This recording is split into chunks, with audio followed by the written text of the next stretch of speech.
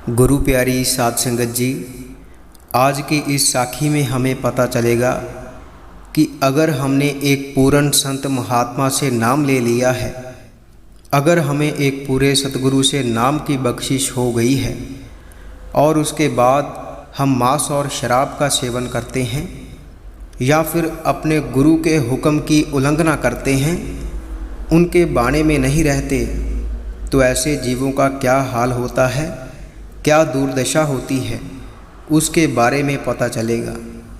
साध संगत जी, यह साखी एक ऐसे ही सत्संगी परिवार से संबंधित है जिन्हें एक पूरे सतगुरु से नाम मिला हुआ था।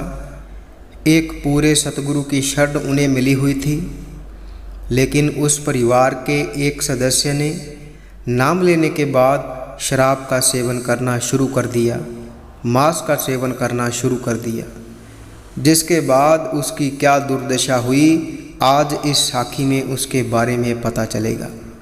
तो साखी को पूरा सुनने की कृपालता करें जी।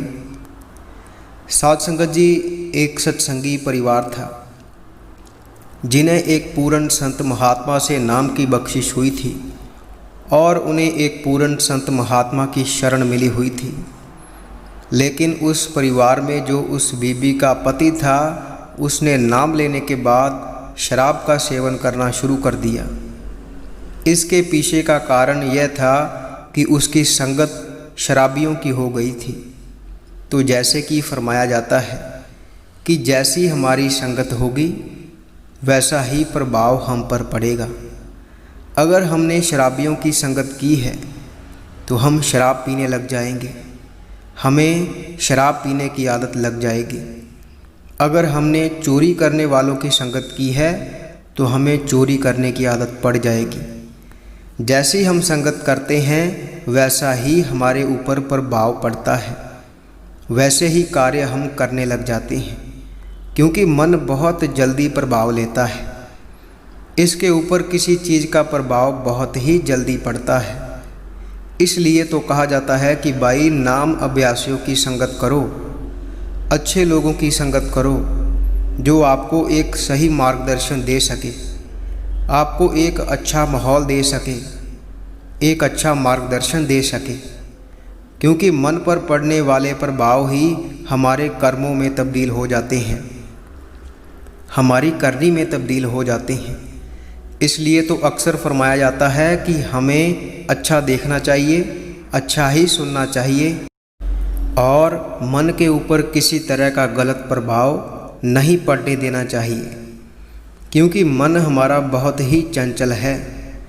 अगर हमारे मन के ऊपर तरह तरह के प्रभाव पड़े हुए हैं तो उससे हमारी पयरमंदगी में भी मुश्किलें आएंगी।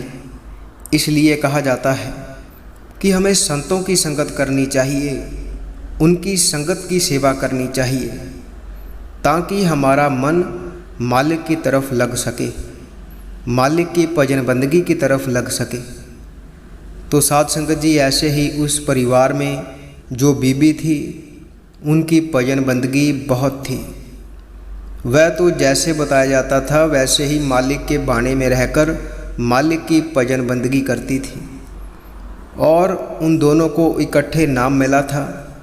लेकिन उनका जो पति था उसने शराब का सेवन करना शुरू कर दिया, जिससे कि वह परेशान रहने लगी।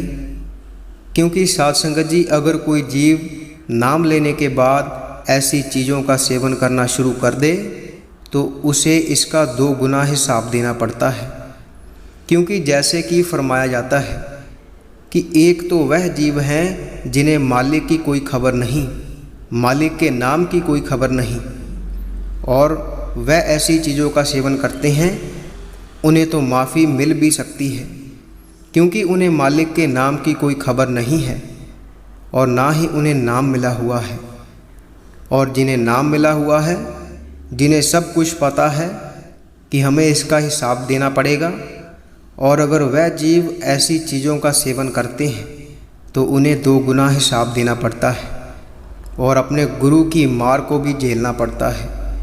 क्योंकि जो पूर्ण संत सतगुरु होते हैं उन्होंने हमारी जिम्मेवारी ली होती है, जिसे वह नाम की बख्शिश करते हैं उनकी जिम्मेवारी ले लेते हैं उन्हें सचखंड पहुंचाना उनकी जिम्मेवारी हो जाती है। और अगर ऐसे जीव गलत कार्यों में लग जाते हैं, मांस और शराब का सेवन करना शुरू कर देते हैं, तो उन्हें गुरु की मार भी झेलनी पड़ती है और उसका 2 गुना हिसाब भी देना पड़ता है, क्योंकि गुरु की जिम्मेवारी होती है कि वह हमें एक सही मार्गदर्शन देता रहे। संत महात्माओं ने तो यहाँ तक फरमाया है कि अगर शिष्य ऐसे गलत कार्य में लग जाता है, फिर से माया की मीठी नींद में सो जाता है, तो गुरु का हक बनता है कि उसके सिर पर डंडा मारे और उसे उठाए और उसे गलत रास्ते पर जाने से रोके, क्योंकि जिनकी जिम्मेवारी एक पूर्ण संत सतगुरु ले लेता है, उसे सही मार्ग पर लाना उसकी जिम्मेवारी है। यह सब देखकर गुरु को भी दुख होता है कि मेरा जीव किस तरफ लग गया, ये क्या करने लग गया।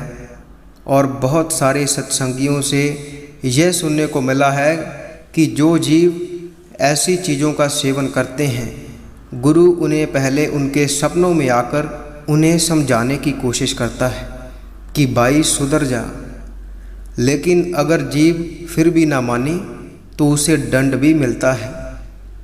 तो ऐसे ही साध संगत जी, जब भी उस सत्संगी परिवार की बीबी अपने गुरु के पास जाती, तो अक्सर उनके पास जाकर अरदास करती कि मेरे पति को बख्श लें, उनकी संभाल करें, वह गलत रास्ते पर चले गए हैं। तो ये बात सुनकर वह अक्सर कह देते कि कोई बात नहीं, मालिक सब देख रहा है। तो उन्होंने बहुत समझाने की कोशिश की, लेकिन वह नहीं माना। उसकी यह आदत और बढ़ती गई, जिसकी वजह से मोहल्ले वाले भी परेशान रहने लगे। इसी बात को लेकर वह भी और परेशान हो गई और चिंता में पड़ गई कि लोग क्या कहेंगे। एक तरफ तो हमने एक पूर्ण संत सतगुरु की शरण ली हुई है और मेरे पति ऐसे कार्य करते हैं, तो वह फिर अपने सतगुरु के पास जाकर उनसे अरदास करने लगी कि उनको एक सही मार्गदर्शन दें, उन्हें इस गलत रास्ते पर जाने से रोकें। तो साध संगत जी, जब भी कोई अभ्यासी जीव अपने गुरु के पास जाकर अरदास करता है, उनके पैरों में पड़कर उनसे विनती करता है, तो गुरु अपने शिष्य की यह हालत नहीं देख पाता। वह तो उन्हें अपने जैसा बनाना चाहता है। तो जब वह बीबी ने उनके चरणों में पड़कर उनसे विनती की, अरदास की, तो उन्होंने उन्हें घर जाने को बोला कि तुम घर जाओ, मालिक सब ठीक कर देगा। और जब वह घर गई और घर जाकर नाम की कमाई करने लगी, और वह बीबी पूरी रात भजन सिमरन पर बैठी रही। अगले ही दिन जब सुबह हुई, तो उसके पति ने सुबह ही शराब का सेवन करना शुरू कर दिया, क्योंकि साध संगत जी, ये आदत इतनी बुरी है कि जिसे ऐसी आदत पड़ जाती है, वह सुबह सुबह ही ऐसी चीज़ों का सेवन करना शुरू कर देता है।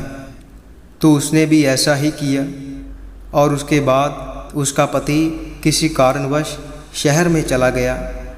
उसके कुछ देर बाद उसकी पत्नी को उसके पड़ोस वालों ने बताया कि आपके पति का एक्सीडेंट हो गया है। वह भागकर हॉस्पिटल पहुंची। वहां जाकर देखा कि उनकी दोनों टांगें टूट गई। यह देखकर वह रोने लग गई और उसने डॉक्टरों को सभी बात बताई। और जब उन्हें होश आया, तो डॉक्टरों ने उन्हें सख्ती से कहा कि अब से आप शराब का सेवन नहीं कर सकते। अगर आपने ऐसा किया तो उसके ज़िम्मेदार आप खुद होंगे। यह बात सुनकर वह बीबी का पति भी वही रोने लग गया, क्योंकि उसे तब समझ आ गई कि यह सब मेरी यह बुरी आदत की वजह से ही हुआ है। मुझे मेरी पत्नी ने कितना समझाने की कोशिश की और सतगुरु ने भी मुझे बहुत समझाने की कोशिश की, लेकिन मैं नहीं माना। और अब मेरी ऐसी हालत हो गई है कि मैं चल भी नहीं सकता। इस हालत का केवल मैं ही जिम्मेदार हूँ।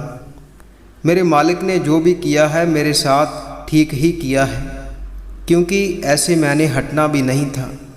मेरी आदत छूट ही नहीं पानी थी। अब मेरे मालिक ने मुझे बिस्तर पर बिठा दिया है ताकि मैं उसके नाम की कमाई कर सकूं, उसकी पयरबंदगी कर सकूं। साध संगत जी, ऐसा उस सत्संगी जीव के साथ हुआ।